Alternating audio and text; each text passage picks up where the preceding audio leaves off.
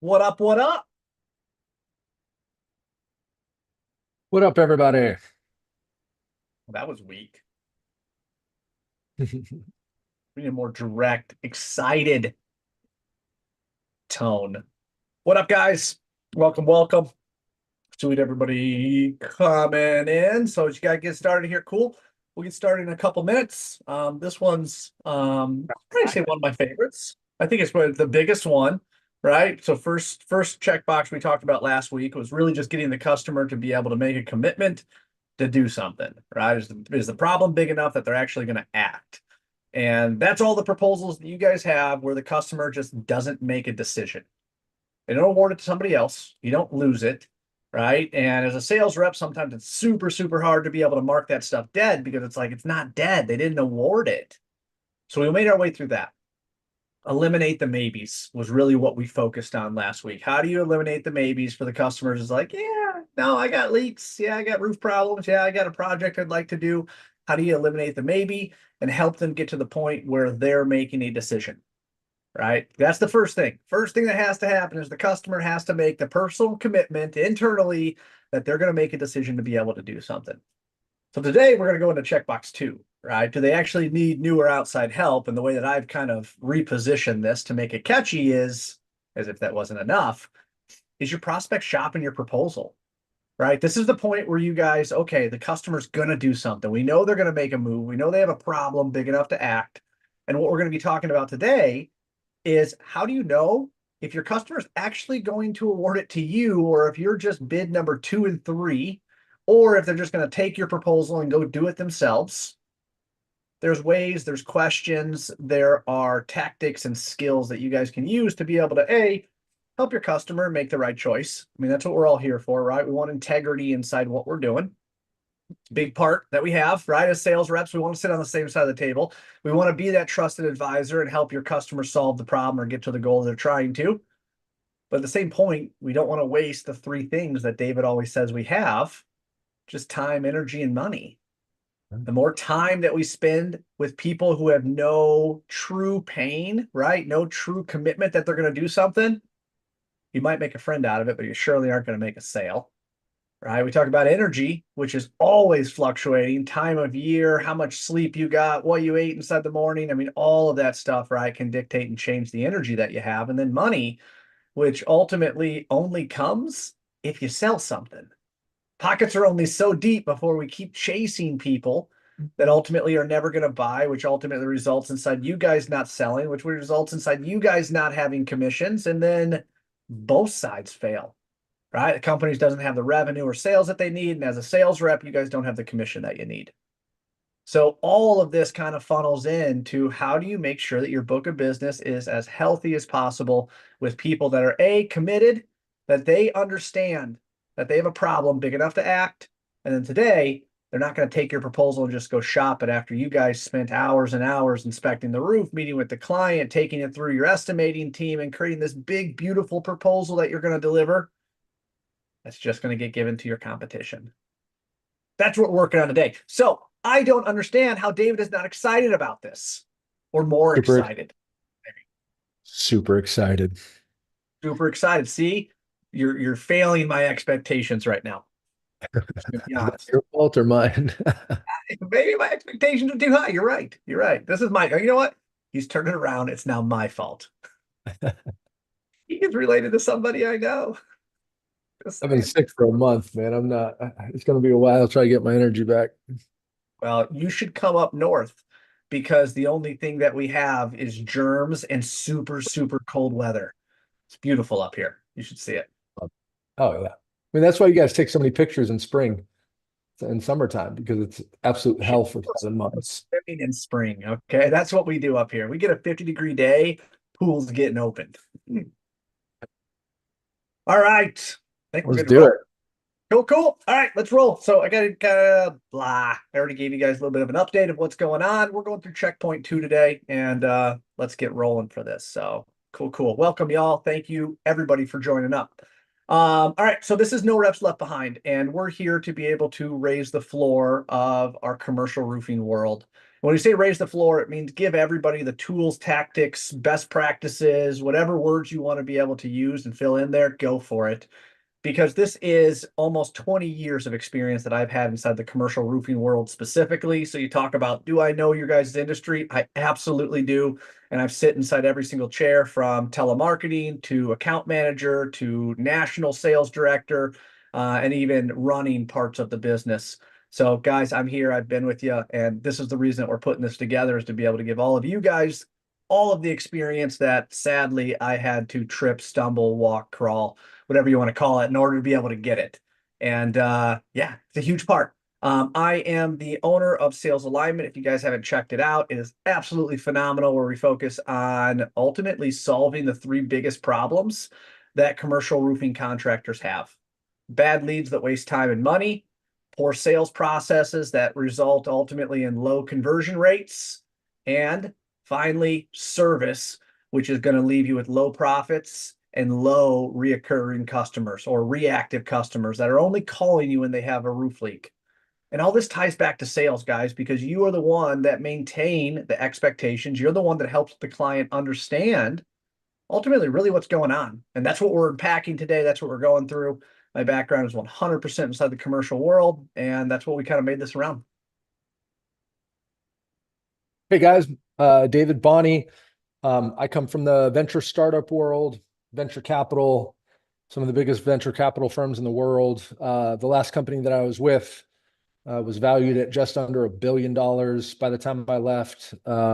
Started with them when they were at 3 million.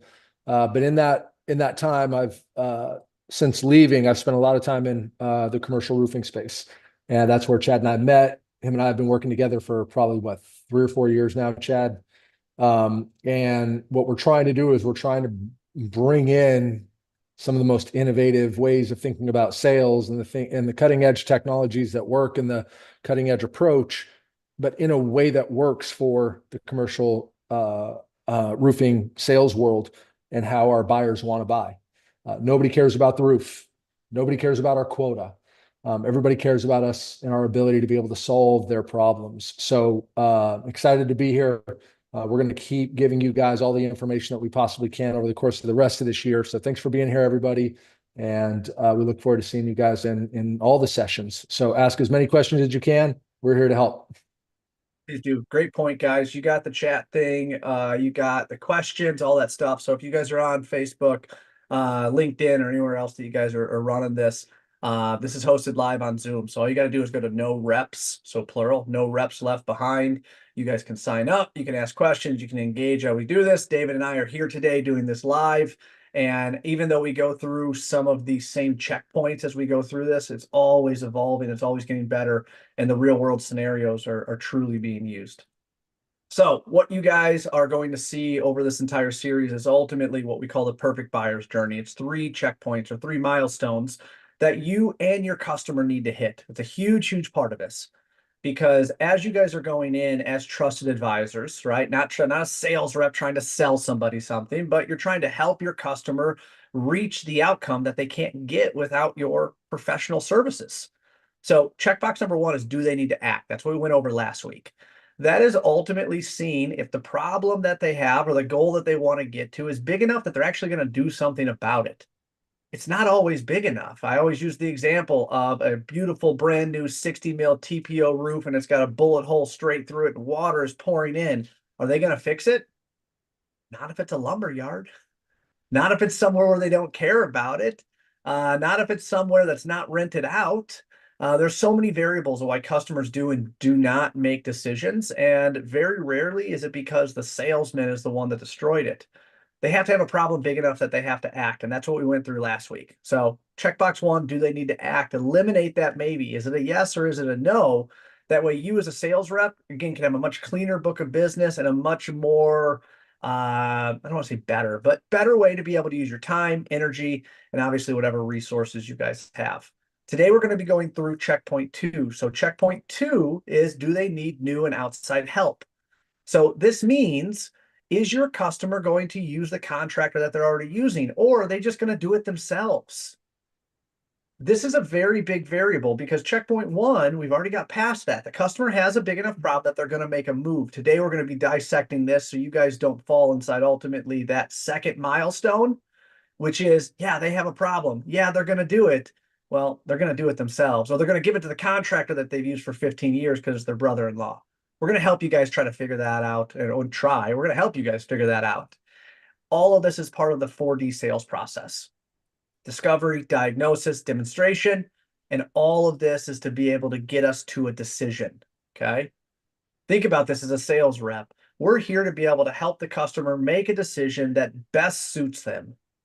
And that's what this whole process is about, is that we got to go into discovery. We got to have open ears and figure out what's going on. Today, we're going to be talking about diagnosis, right? Think about a doctor's office. When you're inside there, the first thing they're going to go is they're going to go in there and going to start asking you questions, right? The nurse, not the doctor, is going to come in. They're going to ask you questions. What's going on? Talk to me about it, and go through the basics, right? Take your vitals, that kind of fun stuff. What we're talking about today is diagnosis.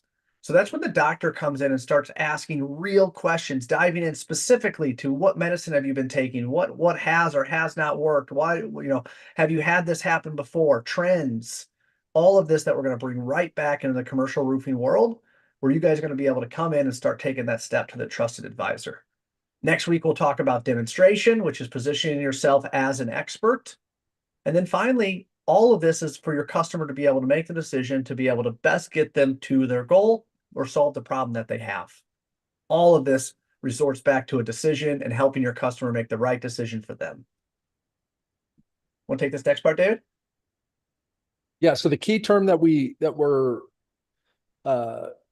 most likely to miss and skip is the diagnosis phase. Remember, guys, people purchase solutions that solve problems, causing them pain and keeping them from outcomes. So what is the problem that they're actually dealing with?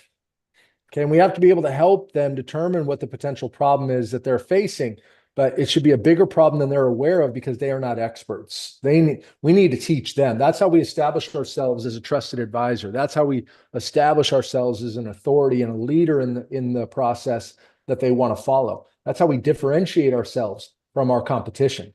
When everybody else is selling a price, we're selling a solution to a bigger problem that we got alignment with them on. So the diagnosis phase is key. Most salespeople only focus on discovery and then demonstrating how they're going to solve the problem. Diagnosis and decision making, guiding them to a decision, those go hand in hand, are really important. They do. Perception is reality. That's one really, really big thing that I continue to be able to drive home with all of the reps and companies that I coach and mentor. Your customer's perception is their reality. They don't know the roof. Chances are they're not up on the roof. They've maybe never been on the roof, or they're on the other side of the country. Their perception is reality, which means if they have water coming into their building, and we'll talk more about this in the upcoming sessions, but they don't care, guys. They don't care about the punctures that are up there. They don't care about the open seams or anything else. Their perception is reality. And that's part of what we have to do as sales reps, is to be able to help the customer understand and bridge the gap between the deficiencies that they have up on the roof and the reality that they have on the bottom. And we'll talk about that as we continue to be able to go through, but that's really, really important.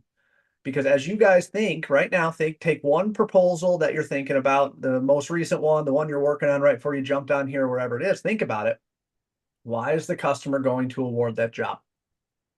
It is not because it had punctures. It is not because the gutters are clogged. It is not because of whatever other roof deficiency that you want to tag in there. That is not the reason they're going to do it.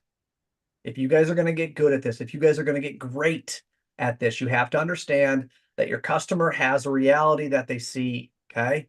Their perception is reality. That's a huge part of being able to take that mind shift and sitting inside your customer's shoes to be able to be the best asset and trusted advisor to them.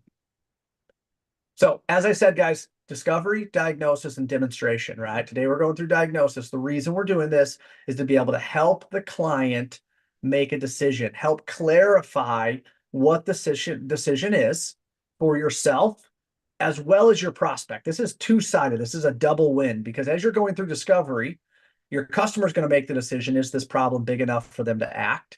and you're going to make the decision, is the problem big enough that the client is going to act? You guys are going to do this together. As you go into the diagnosis part, you also are going to get super, super clear on what David was just talking about, which is the larger issue. What's the larger issue that we're dealing with? It's not the roof leak. It's not the punctures. It's not the stained ceiling tiles. Go deeper than that. What's it matter if water's on the floor?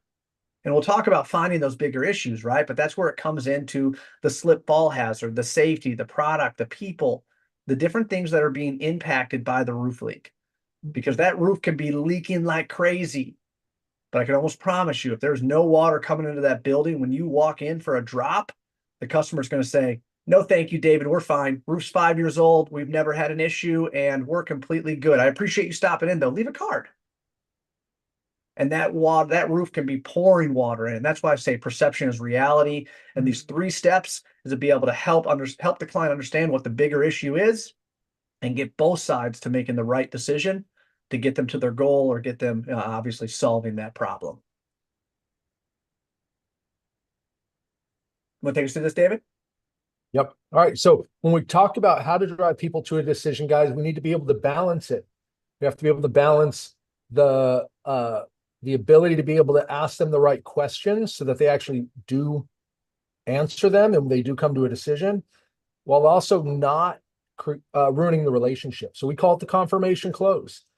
And as we're going to go through this entire cycle with you guys and continue to go through each step of this process, one of the things I want to liken this to is, I don't know if you guys have ever heard of this, but in movies, there's essentially a formula for creating movies. There's a formula for any very good story.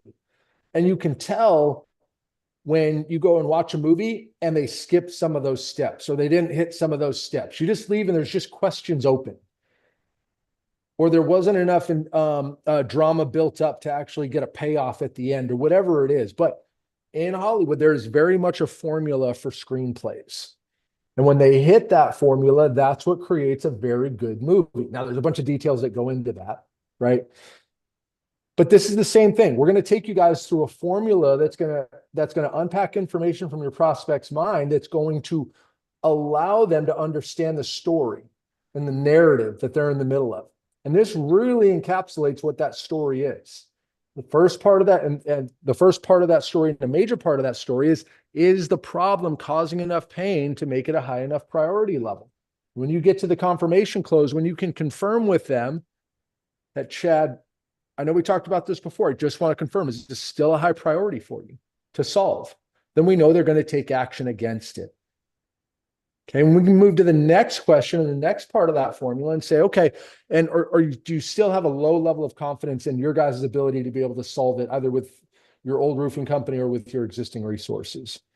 That ability level is low, then we know they're going to take action and they're going to choose an outside vendor. Then it's just going to come down to a set of questions that will allow us to be able to drive them towards whether or not we're the right solution, and then bubble up what their hesitation or potential problems are, so we can handle those objections in real time. Okay, which is what that bottom row of questions are. But it's a very formulaic way to get to the end and confirm the information that you've already gathered with them. You're not making assumptions. You're not manipulating them. Is this still a high priority? Do you still not believe you guys have the ability to the side of this? And then from there, are we still aligned on the problems? Are we still aligned on the expected outcomes? Are we the right solution to be able to solve the problem you guys are going through? And you'll hear hesitation or potential lack of clarity, if that exists as you go through this, and you can address it right then and there. But Chad says it all the time. As soon as we give them the proposal, we lose all the power, guys.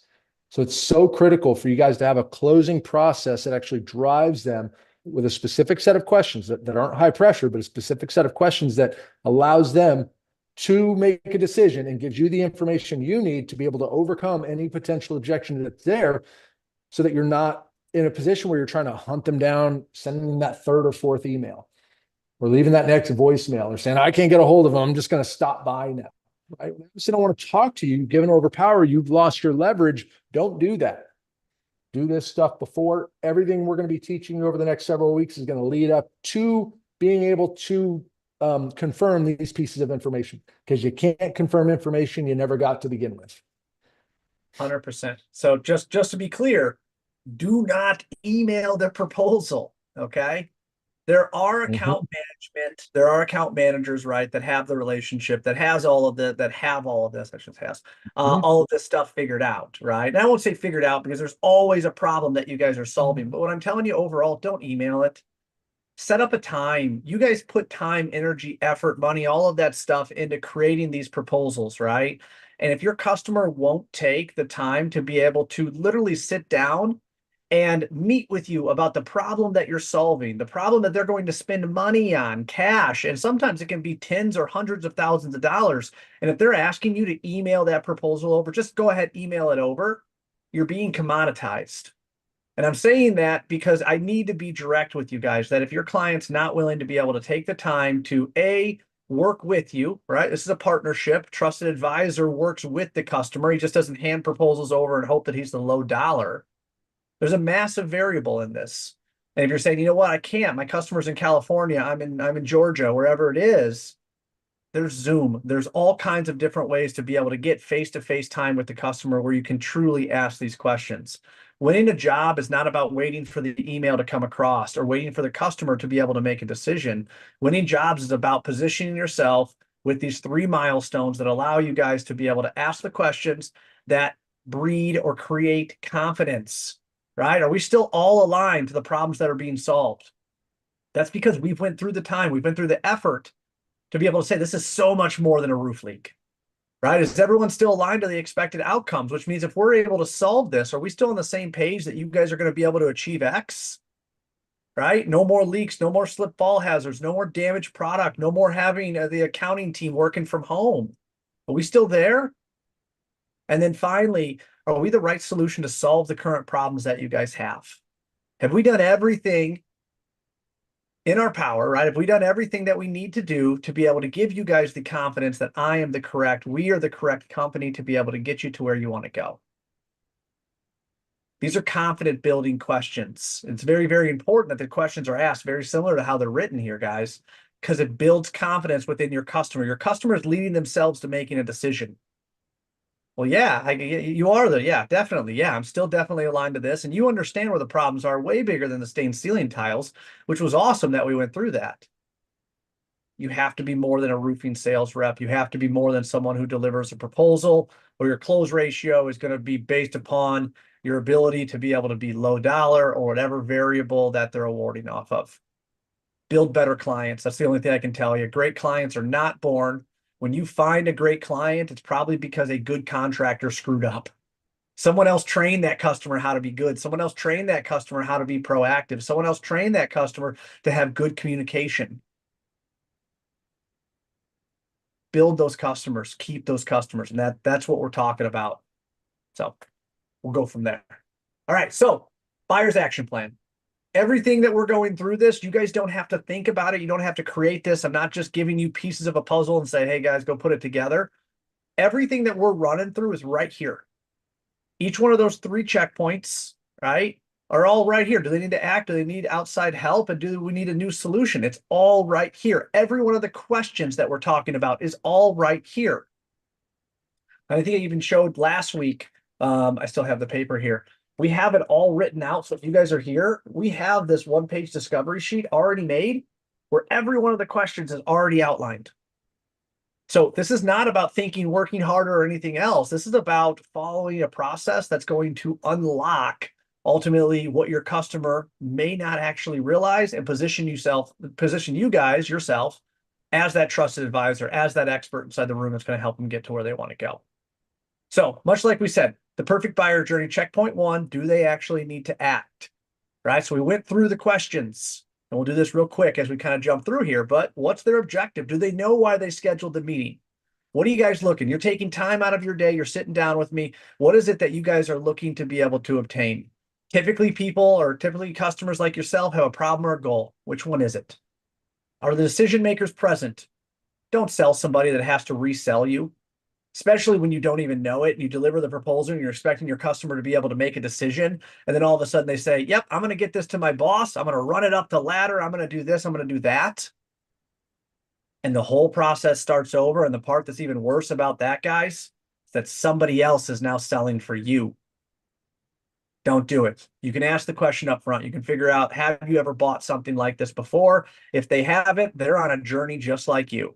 Join them on that journey. Don't let them go alone. Have you guys tried to solve this inside the past and failed? What, right? What's the current reality? Last thing you want to do is deliver a proposal to something they've already tried, which puts you out of the mix immediately. Ask the question, figure it out, open up that pain, right? To be able to say, what have you guys tried before? Have you tried anything before?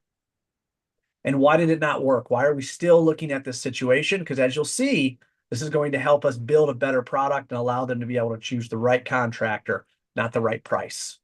Then finally, priority and urgency. Are they clear on the worst possible outcome if it's not solved? Now, if your customer's already tried to solve the problem once before and failed, and now they're back at it again, that sucks. But what really sucks is all of the disruption that they're having inside the business. So you talk about the people, the product, safety. That's not even mentioning, right, some of the buildings that I've went into after roof leaks where they have 45 stained ceiling tiles. They have a company that's cleaning up all of the carpet and they have to repaint the walls.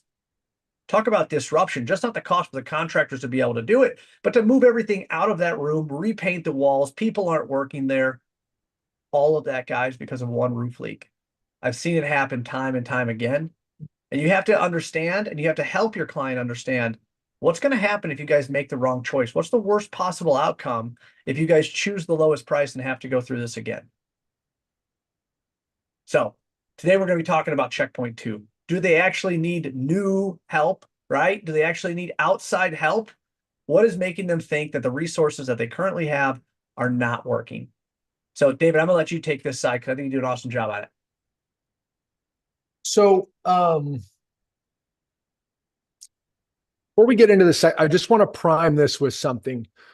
Guys, one of the things that we do in our programs is we focus on making sure we have something called the perfect sales week, and we have something called meetings madness. And essentially what we need you guys to understand is to be fully successful in this role, you cannot come across as desperate. You cannot want the answer to be something that it isn't. You have to be okay with asking all of these questions, and whatever their answer is their answer. But when you're not able to effectively prospect, when you're not able to effectively generate enough meetings, then you're going to go into this and you're going to be scared to ask some of these questions. Or you're going to hear an answer to one of these questions and you're just going to jump all over it and think everything is good and you're going to keep moving on. That is not the posture as a trusted advisor that we want you guys to be in. So as we go through this, I want you guys to understand your ability to do this stuff effectively does in part come down to an effective way to get past gatekeepers. It does come down to an effective way to manage your week and have your week scheduled out to ensure that you're prospecting enough and doing it in a way that's getting enough meetings on your calendar so you're not gripping, so you're not afraid. We come on here and tell you all the time, Chad just said it a few minutes ago. You don't want to deal with somebody that's just shopping around. You don't want to deal with people that are going to waste your time. But if you don't have enough ops, you are going to deal with them because you're scared. And we can't operate successfully in this role if that's how we're going about it. The rich get richer in sales. The best salespeople have conversations with prospects, and you can just tell they're oozing confidence. They've got a ton of other opportunities. If you need their help, great. If you don't, that's fine. Desperate reps come across as desperate, and people do not want to buy from people that feel desperate. Okay. All right. So I just want to frame that up here. Okay. There's a very specific reason why we're telling you guys everything that we want you to do here, but it's not to sacrifice opportunities here and basically just kill your pipeline. The pipeline needs to have enough in it to be able to understand what this information is and get these people out. Because guess what? They're going to fall out of your pipeline no matter what. We just want them out of your pipeline as soon as possible so that you can spend more time going after the people that need you. Were you going to say something, Chad? Nope. Okay. All right. So the common objections that we get at this level is, hey, we're just going to hold off. We don't have the budget for this. We're going to stay with our existing vendor. You guys weren't your price wasn't low enough. Especially when they have an existing roofer or an old roofer, they can leverage that relationship and threaten them that they're going to go somewhere else. They're probably going to get the best price possible. Okay. Or they just flat out lie. And we know that. We know that that's some of the things that they do. But these are the common objections that we're getting. Now, when it comes to other vendors, are they currently using any other vendor or contractor to solve these types of problems? Most of the time, we don't go there. Most of the time, we don't figure this out. If they don't have a roofer that they're currently using, why? It's valuable information. If they do, why are they talking to us? Valuable information. Okay, but we're coming at it from a very non-biased approach. You're not going in there and trying to dig up dirt on the other vendor. You're just asking very objective questions. And the reason why they're talking to you will come out. I was in Ohio. Your existing vendor doesn't work, will come out. Go ahead. Yeah, I was in Ohio just last week, and I was doing a roof walk, met with the client. They were kind of showing us everything that was going on. And it was just such a casual question, right? He's like, oh, we got this going on, this going on. I was like, oh, okay, so who are you guys using right now? And that was the question, right? And when you ask the question, first off inside sales, you just shut up. Silence is okay.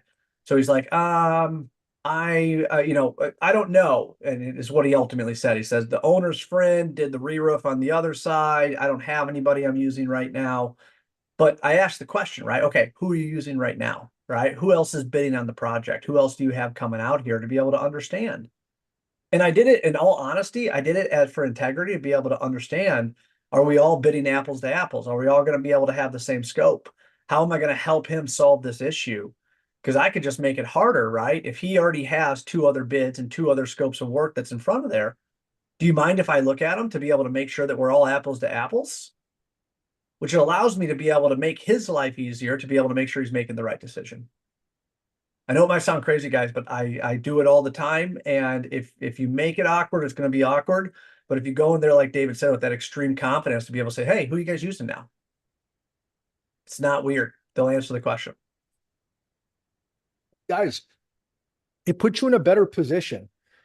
So let's just take that example that Chad went through. Let's make it a little bit more ambiguous. You go through and you ask that question and somebody goes, I don't know. Oh, or I'm not sure. Oh, okay.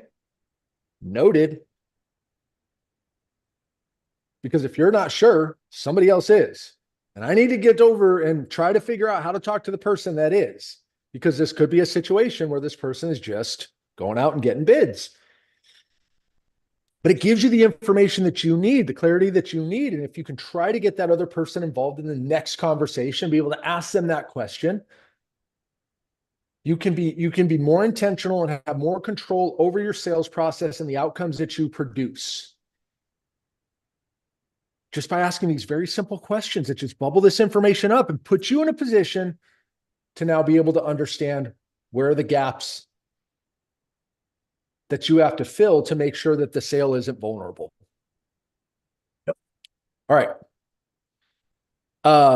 So as we're going through this, guys, once we understand what the worst thing is that's going to happen, this is where we want to then move into problem diagnosis. This is where we want to go through some problem discovery questions. What have you guys done here? What are other people recommending? What have you guys have you done anything to solve this problem as of yet? Just depending on the situation, right? But then you want to be able to have a bigger problem that you can present to them.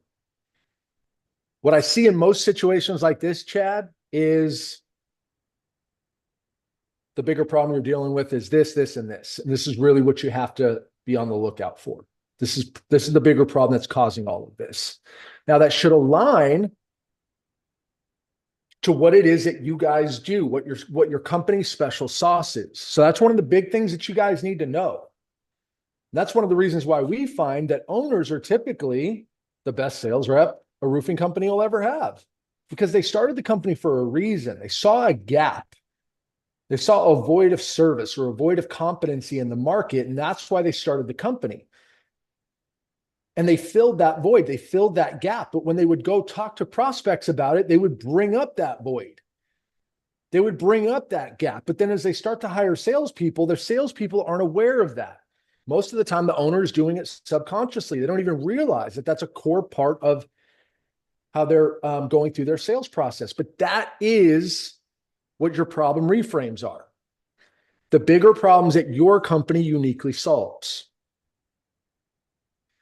So Chad and I, with the company where we were working together, the big issue was peace of mind. Terrible service and terrible follow through was what that company saw in the market, right? The bigger problem that you're going to see here is a lot of people just buy on price. And then they go through an experience where companies aren't communicating with them. They're wasting their time. They're not solving it correctly the first time. It just ultimately becomes a cycle of a nightmare that they end up going through to be able to solve this problem.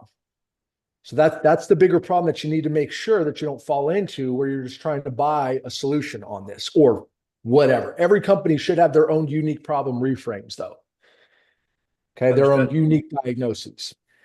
So one thing I'll add on this, guys, is when you're going in and you're talking about the bigger problem, this is when you're probing and going deep into actually what's happening, right? So many times when I tell you guys a story and I say stained ceiling tiles, like, all right, who cares? Who cares if there's a stained ceiling tile? Who cares if there's water on the floor?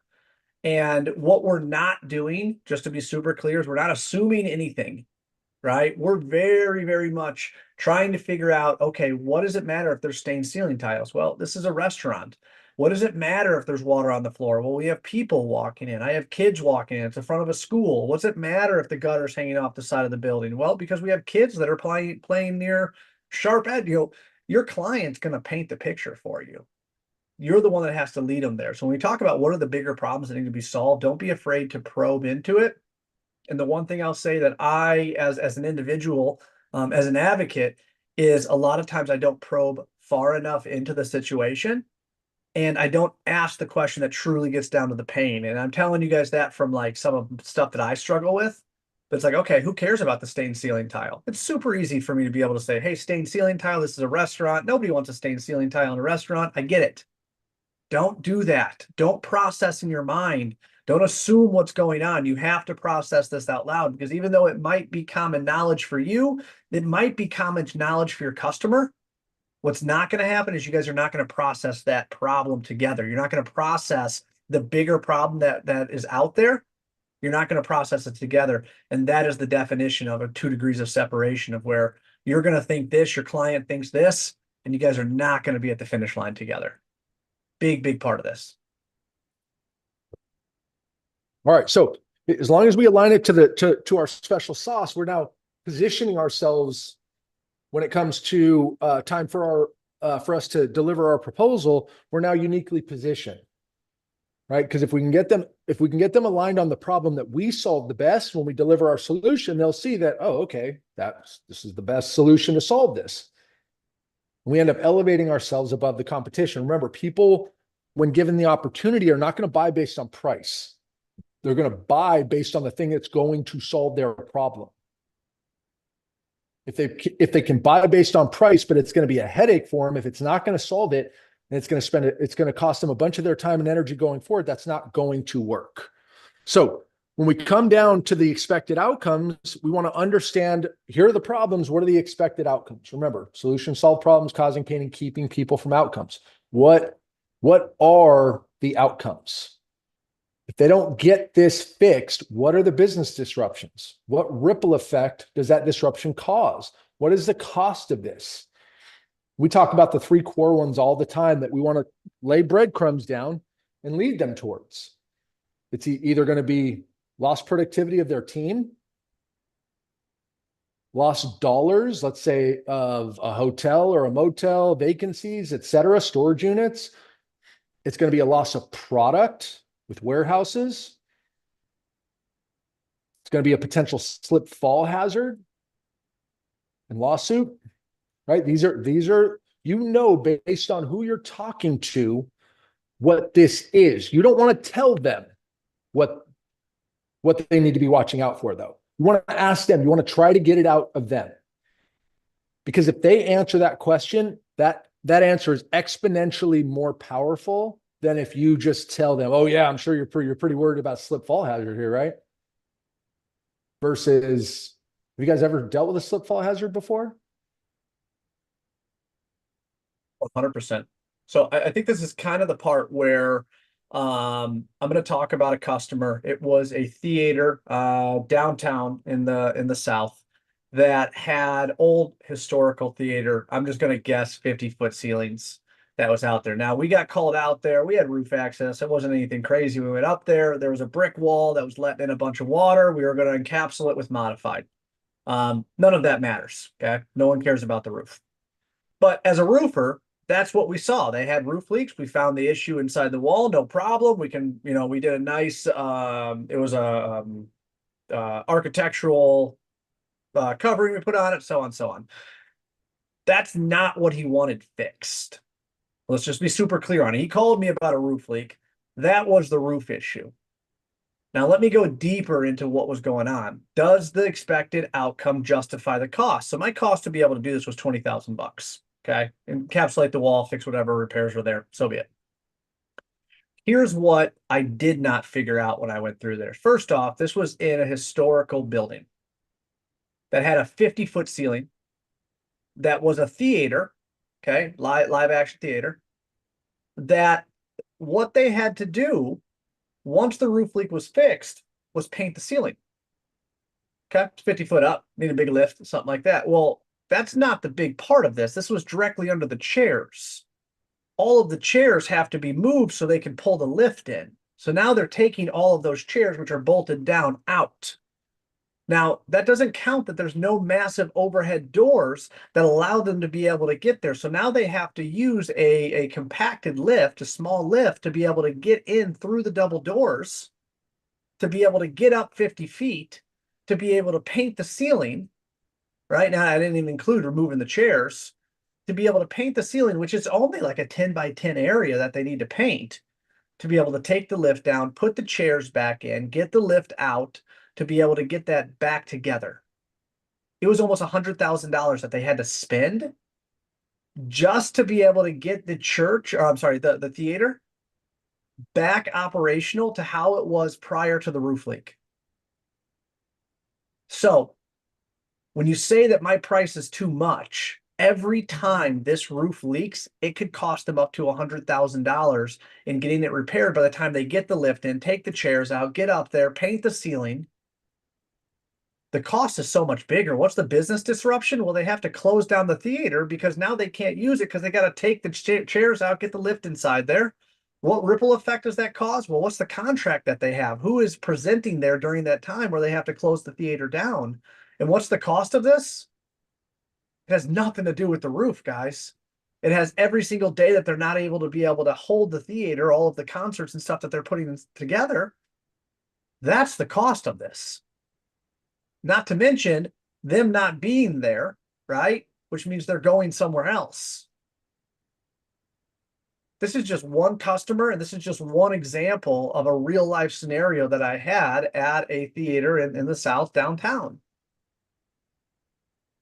But if you don't go deep enough into these questions, if you don't go deep enough into your customer's reality, right? He called me for a roof leak. Cool. We went up, we found the issues.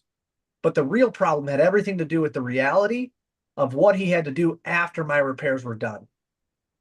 That was the real cost to all of this. And that's how you position this to make yourself, how are you guys going to fix this? What is your guys' special sauce that's going to help you guys be different than every other contractor? And this is how it starts that, right? What business disruptions are going to occur? So think about that in the proposal that you guys have right now. What business disruptions do you have? What ripple effects is that going to cause? And what is the true cost of this? And it needs to be measurable, okay? It's not just time. It needs to be measurable dollar-wise because everything, time is money. Everything is measurable. So what is this costing them? If it's not costing them enough, they're not going to do anything about it. Huge, huge part of this, guys. I hope that story kind of helps you to be able to really break it down. It's just not a roof on a theater. right? It's taking the chairs out, getting the lift, painting the ceiling, shutting it down for multiple days to be able to make that happen, simply because of a roof leak that made a stain in the ceiling in a 100-year-old theater. And ultimately, guys, once we can figure out what's at stake, what's the negative repercussion of this situation, then we can really put it in front of them why a half-assed solution is not going to help them, pardon our language, but that's the reality of it. And guys, as you know, a lot of times we'll talk through getting very specific in a vertical.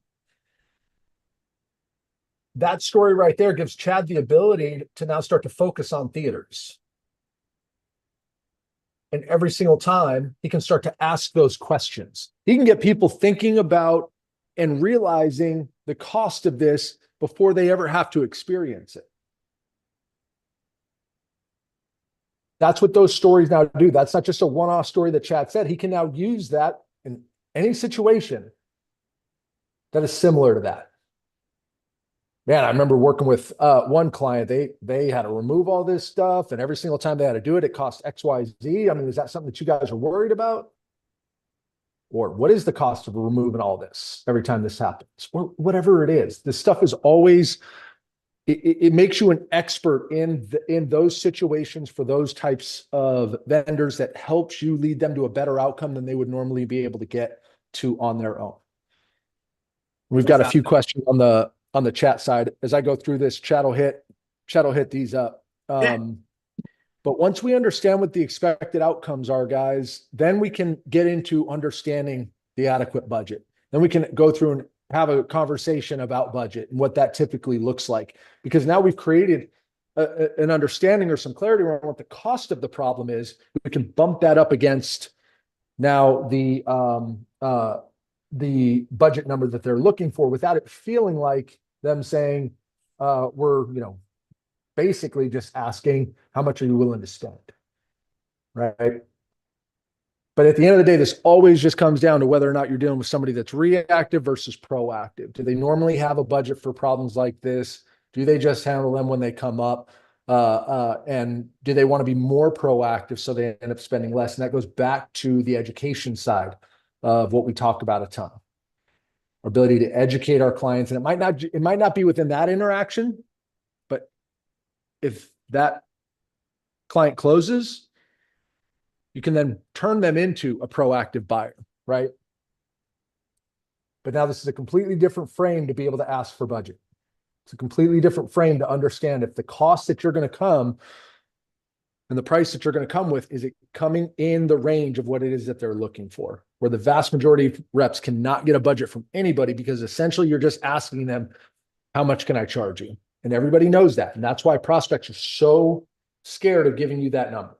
Now, again, if you do this with 10 people, we're not saying all 10 are going to give you a budget number. But when 3 do, you're going to be better informed on the 3. When 5 do, you're going to be better informed on the 5. When 7 do, you're going to be better informed on the 7. And then at the end of this now leads us to their internal team. Do they really need outside help? God, with all this stuff going on, with the size of this problem, with the impact of this problem, now I'm going to ask you, how come you guys can't solve it on your own? We want to figure out that gap. We want to find that gap. We want to establish that gap. We want to outline that gap. We want to get them clear on what that gap is. The gap is key. That gap is absolutely key to ensuring that after you deliver that proposal, after you have the conversation, that they just don't pass it off to their internal team. Okay. And again, as we always say, guys, everything should connect. This should be a conversation. If you're a robot, if you're stuttering, if you're using a bunch of non-words and you're not practicing, this is all a flow. What is the bigger problem that they're currently not aware of? Next, what are the expected outcomes if that problem doesn't get solved? What is the budget to create those outcomes and solve those problems? And why can't they solve those problems on their own or with their existing vendor? It needs to be a conversation. All of the things that we're teaching you here are the different questions that are going to invoke or promote the client to start talking about what the reality is. You're there to be able to help them understand. You're there to be able to help make sure that they make the right choices. So what's the bigger problem they're not currently aware of, right? You're there to be able to discover that. Let's figure it out. Let's unpack this. What's the expected outcome? So you guys are going to spend $50,000 repairing the roof. What's your expectation? Because if he tells you I expect a 20-year warranty, now you guys are misaligned. Now we got to figure this out, right? 50,000 is not going to get you a 20-year manufacturer warranty. What's the typical budget, right? I love this part because how do you guys typically buy something like this? That's typically what I go in. How do you guys normally buy something like this? And do you have a budget for stuff like this, which tells you, one, do they just respond whenever there's a massive issue? Or if they have a budget, it means that they have some way of proactively putting together some type of dollar amount, monetary amount to spend, which is great because it tells you that that customer proactively thinks about the asset they have. When it rains, your reactive customer calls you. When it's dry, you should be working with your proactive customers. So it's blending both of those together to be able to understand, right, how strong your book of business is. It's okay to have reactive customers, and it's great to have proactive customers because they're going to complement each other. And the quicker you can figure this out is the quicker you can understand when and how they're going to make decisions. I always tell this, right? As soon as it's raining inside your area, that is the worst experience that your customer is ever going to have. And if your customer is reactive, every day past the water or the rain that's coming inside those buildings is a day that they're forgetting about how horrible it was. One day later, oh yeah, I remember that. 1 week later, yeah, no, that sucked. 1 month later, hasn't leaked. So you gotta understand that. And why can't they just solve it on their own? This is a real question you need to figure out because this is where they're going to self-reflect on their ability to be able to take care of it. I don't want to go up there. I've never been on it. I was with a customer in Colorado, not contractor, actual customer, that literally paid someone to use a drone to be able to get her pictures of her roof because she says, I'm never going on the roof. Right? Ask those questions. Why won't you do it? Oh, I'm never going up there. I'm scared of heights. That doesn't make a difference. You might find out that he was an ex-roofer, right? And he's just looking at proposals and he's going to shop your proposal or he's going to do it himself. If you don't ask these questions, you're not going to get to where you need to be. Big part of it. So what I want to talk about is putting all of this together. So we had a couple good questions that I want to get because as we kind of start moving into this side, I want to be able to answer a few things. So number one of the questions that came through, and I'm going to read it off here. Is it appropriate to outright ask them if you have done everything to gain their confidence in our ability to provide a solution? So first off, absolutely. Because if there's anything you're missing, right? Something else, it's like, yeah, but look for that pause. You should not be afraid to be able to ask your customer if they're confident in you. Now, you should be able to outline everything we're saying here and provide that, right? But you should not be able to afraid to ask the questions that truly matter. One question I always used when I was presenting was, has anyone else provided anything of value that I missed? And that was in my presentation, literally in my presentation. Has anybody provided a different alternative, right? A different option that you guys liked that I missed? And I would just shut up. And what I'm asking is like, okay, I've created this big solution. Is there any other like parts that you guys like for anything else that you're looking for? Or have I done everything to perfectly align a solution to you?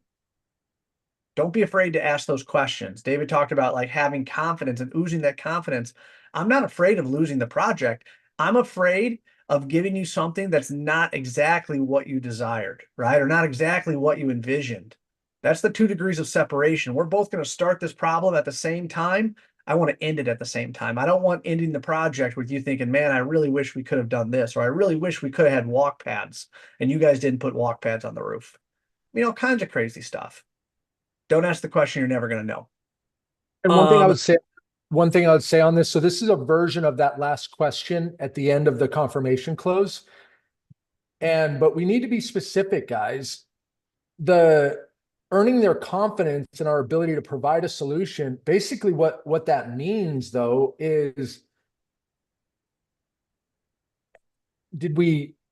are they confident in the solution that we proposed to them? And are they confident in our ability to go execute that solution? Those are two different things, but that's what goes back to the problem reframes, guys. Most of the time we just focus on working and developing and proving our competence to deliver, to execute the solution. Because our solution is just like everybody else's, because we haven't differentiated ourselves on the problems that we solve and how we solve them. So that is a big, crucial step in that. If the same proposal that everybody else is, and you're just talking about your ability to be able to implement that or execute that better than everybody else, you're going to be missing something. Okay, so that's just two parts. Sorry, I just wanted to add that, Chad. We can move on to the next one. It's absolutely awesome, right? How many times have I went into a project and they said I lost the job and I was 3 times as high? It's happened, guys. And the first thing that comes to my mind is there's no way I am 3 times high because my materials are not 3 times as much. My labor is not 3 times as much, and my profit is not 3 times as much. Right? It's a different scope. They went with something different. I went inside there, said I'm going to put tear it off and put a 60 mil TPO on, and someone's going to come in and foam coat it. It's a different world.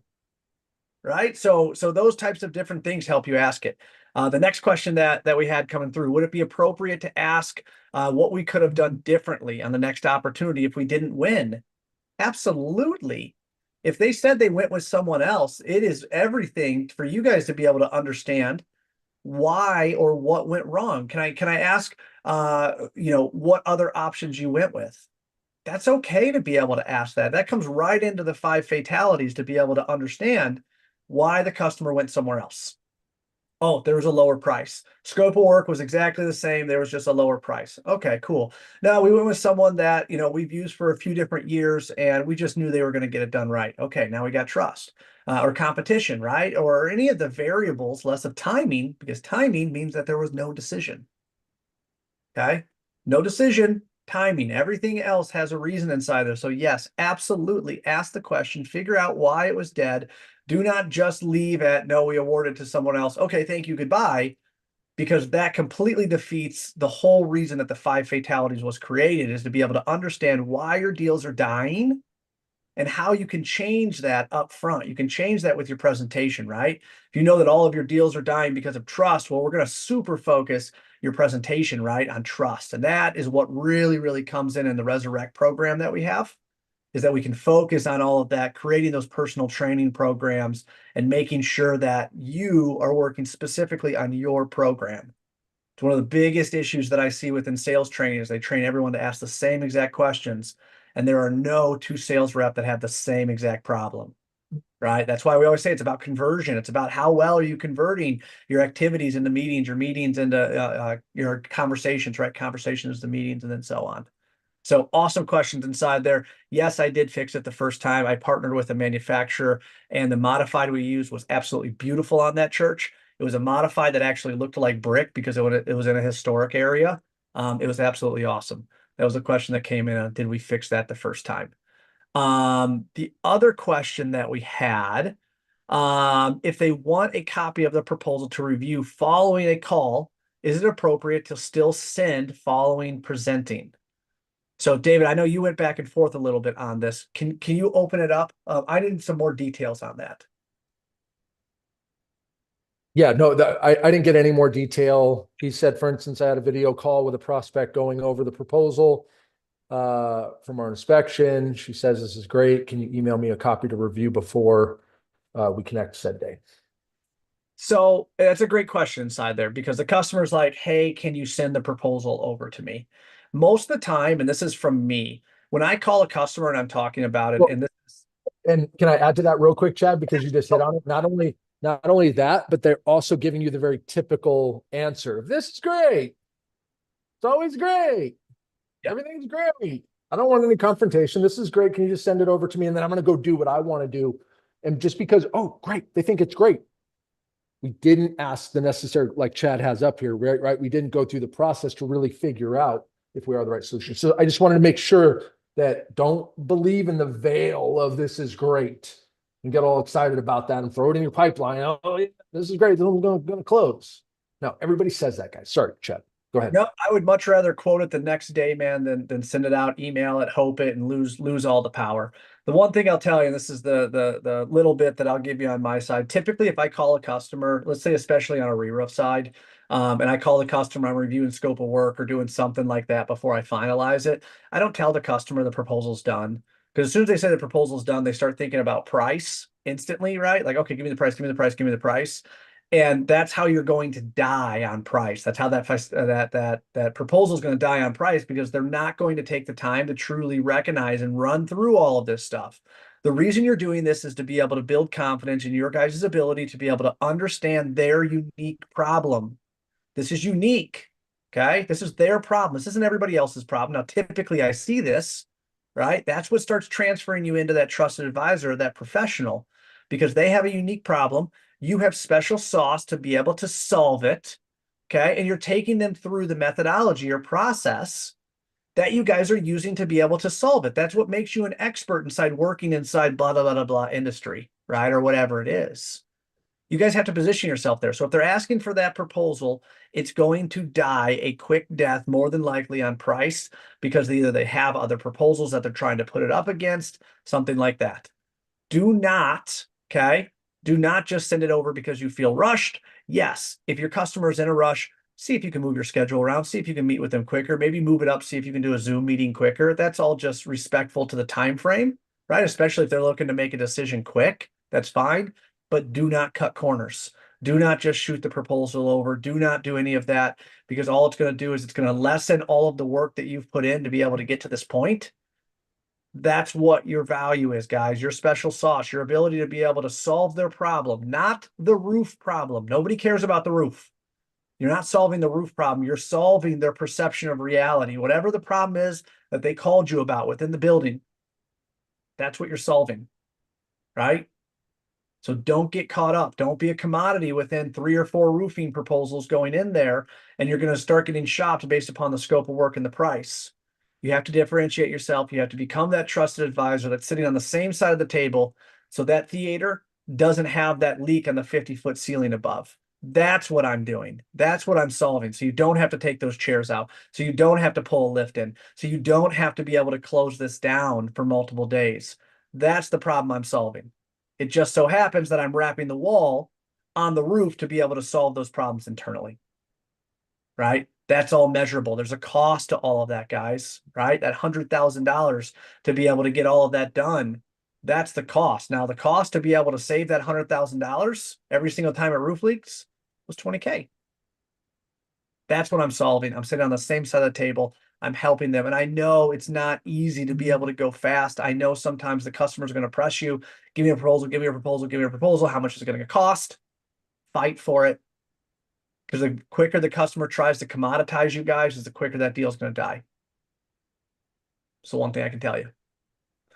So we're at time. We're at All right. 3:02. You want to end with, David? Nope. Use Cool. this stuff, guys. Go get it. All day, every day, guys. Thank you. Thank you. Have an awesome week. And you guys know how to get us if you need anything. Thank you. Later. See you guys.